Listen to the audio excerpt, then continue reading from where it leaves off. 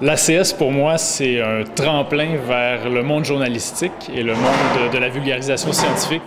Une association comme ça permet de donner un petit profil un peu plus élevé à une activité, à un type de journalisme qui n'est pas toujours nécessairement très bien reconnu par la profession. Les communicateurs scientifiques sont des personnes qui travaillent souvent en vase clos parce qu'ils sont indépendants. Donc je trouve ça très important que l'ACS soit là pour fédérer toutes ces personnes-là qui puissent se donner les nouvelles idées, qui puissent germer des nouveaux projets.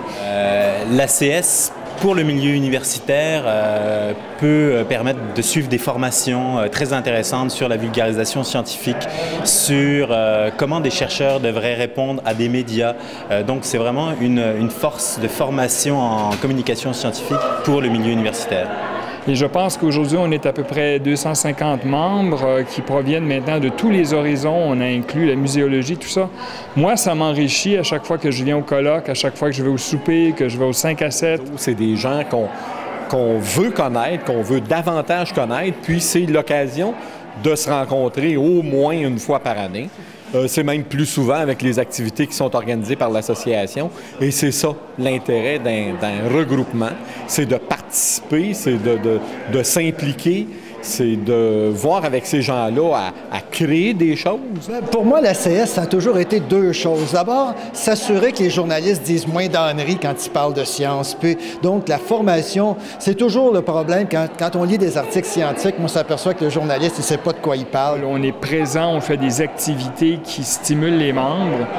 Alors moi, l'ACS, c'est pour le reste de ma vie professionnelle, sûrement. J'ai un groupe d'amis pour mes activités cyclistes, j'ai un groupe pour mes activités culturelles. L'ACS, c'est mon groupe pour mes activités professionnelles. C'est là que je me ressource, c'est là que j'échange sur ce que je fais, sur ce que les autres font. Ça m'enrichit autant que mes amis cyclistes et que mes amis en culture. J'avoue que l'infolettre, je regarde surtout la section du bas avec les offres d'emploi. C'est des offres quand même très intéressantes. Dans les démocraties, c'est très important que les citoyens soient bien informés sur tous les dossiers, mais en particulier les dossiers scientifiques. Et l'ACS joue un rôle crucial à cet égard en étant au fond un haut-parleur qui à la fois va rejoindre les gens individuellement et les rejoindre collectivement.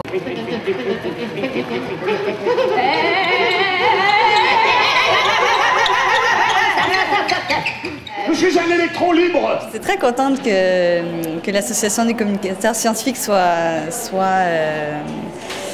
sensible à une nouvelle activité que j'ai organisée, qui est le slam scientifique. Et je vois là une grande ouverture de la part de l'ACS. Tu l'as deviné, je t'ai calculé.